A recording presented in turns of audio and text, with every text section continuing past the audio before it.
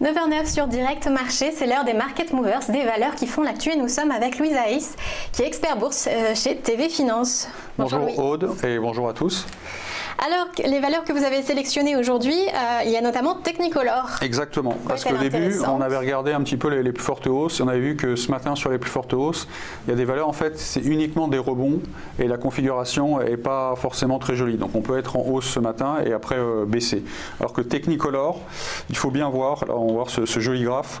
Donc il y avait une phase d'accumulation ici au mois de décembre. Vous voyez ce trou ici, on appelle ça un gap. Donc une accélération baissière, et donc cette accélération baissière qui était intervenue au mois de février, et en fait maintenant on essaye un petit peu depuis un certain temps de se reprendre lentement mais sûrement. Donc bien regarder. Il y avait une explication à ce gap? Alors ce gap, à mon avis sur Technicolor, ça doit être de mauvais résultats. Ou alors soit des mauvais résultats, ou alors le fait qu'ils n'arrivent pas à mettre au point leur refinancement. En fait, Technicolor, c'est une entreprise qui va mal depuis un certain nombre d'années, et ils essayent, à chaque fois ils font des plans financiers pour essayer de la relancer. Sachant que Technicolor, en fait, comme son nom l'indique, c'est eux qui à l'origine avaient inventé ce procédé qui est utilisé dans tous les FIU. Donc là, on a une espèce de figure comme ça de lent retournement. Il y a une zone de support intéressante, ça se voit pas trop ici, c'est 1,34. On est en train... C'est pour ça que je vous en parle ce matin. Il y a une zone de résistance ici autour des 1,50, 1,49. Et a priori, si on confirme le fait qu'on se maintient au-dessus, cette zone des 1,49, 1,50, et bien là, donc, il pourrait peut-être qu'on est en train de faire une sorte de secoupe ou sinon une sorte d'arrondi. Et donc là, le titre pourrait se retourner à la hausse. Et donc, il y aurait la zone des 1,73. Et sinon, on pourrait aller pratiquement aussi vers la zone des 1,96. Donc, bien surveiller dans les prochains jours, dans les prochaines heures. Il y a d'une part cette zone des 1,50. Sinon, vous voyez, la zone des 1,50, c'est pour voir s'il y a une accélération directe, et sinon la zone de support courte c'est 1,34, et là on peut tout à fait rebondir vers 1,73, 1,98. Alors par contre Technicolor, c'est quand même, comme vous l'avez dit vous-même, pourquoi il y a eu ce gap, c'est une société qui est fragile, une société qui essaye de se remettre, donc pour les gens qui seraient, c'est quelque chose de risqué, donc pour les gens qui seraient intéressés, il faudrait mettre vraiment une petite quantité, comme ça si ça se passe mal, voilà. Restez prudent. Donc. Voilà, exactement. Ensuite, vous avez sélectionné Eurofins. Voilà. Alors Eurofins, ça n'a rien à voir avec Technicolor, hein. C'est plutôt une société qui, elle, va très bien, qui est leader dans son secteur. Et en plus, elle est dans la santé. Et la santé avait beaucoup souffert depuis plusieurs mois. Et maintenant, elle essaye de se reprendre à la hausse.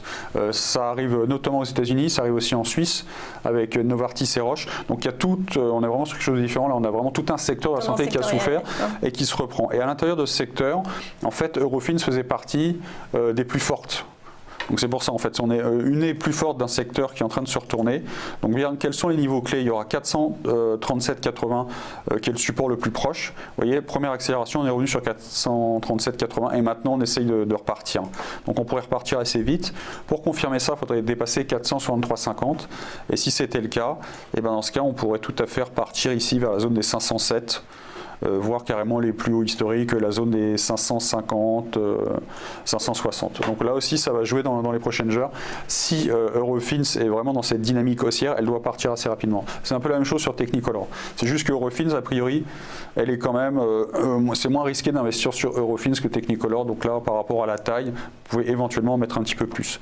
Comme on est dans la santé, on peut juste regarder que Sanofi, exactement, parce que Sanofi, c'est le leader du secteur. Et Sanofi, elle a quand même beaucoup souffert. Donc là, je vais mettre un petit peu plus. Non, je ne vais pas mettre parce que ça va déstabiliser les gens. Voilà, Sanofi aussi qui avait beaucoup souffert depuis le 9 octobre. Et là, on en avait parlé peut-être un peu la semaine dernière. Il y a ce rebond là qui est en train de se confirmer. On a d'abord dépassé ici la zone des 64,30. Et vous voyez, on s'est pile arrêté sur un petit niveau ici, c'est la zone des 66,50. Donc là, Sanofi, en fait, elle est sur un niveau qui pourrait, on avait parlé ça de niveau de confirmation. Ça, c'était le pré-signal comme quoi il y aurait une hausse.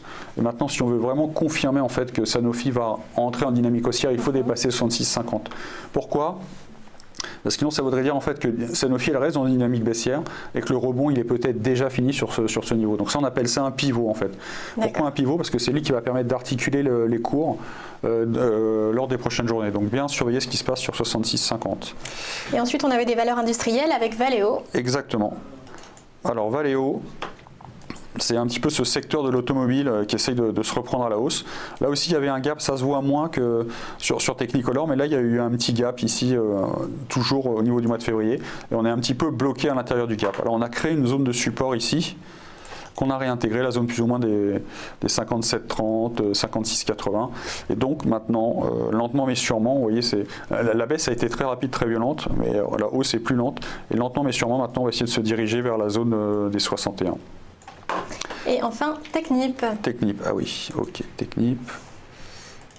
Alors Technip, c'est une parapétrolière, c'est la leader mondiale dans les parapétrolières. Elle avait fusionné avec FMC. Et Technip, en fait, comme le pétrole reste très bien orienté, et même il avait beaucoup monté, donc les gens pouvaient espérer, comme la hausse a été un petit peu excessive, une correction. Donc c'est ce qu'on pouvait espérer en fin de semaine dernière. Et a priori, ce matin, les cours du Brent, les cours du WTI repartent rapidement à la hausse. Donc du coup, toutes les compagnies pétrolières très fortes, type, enfin en France on a Total, mais Royal Dutch, BP, Exxon, elles vont très bien. Plutôt que Total, parce qu'elle était un petit peu en retard. D'accord. Qui est un petit peu en retard et maintenant elles ont un effet accélérateur. En fait, tout ce qui est parapétrolière, Valeo, en fait, c'est un équipementier pour l'automobile, comme l'automobile repart, les équipementiers repartent, voilà, et Valeo est très fort. Et Technip, exactement, c'est une sorte de fournisseur en fait pour l'industrie pétrolière. Et là, ils sont en train de partir avec un petit peu de retard, mais en accéléré. Et on a dépassé une zone de résistance importante ici, les 28,50, 28,60. Et ça ouvre le potentiel pour aller vers 30 et 32. Voilà. Merci Louis pour ces Market Movers. Je rappelle que vous êtes expert bourse sur TV Finance.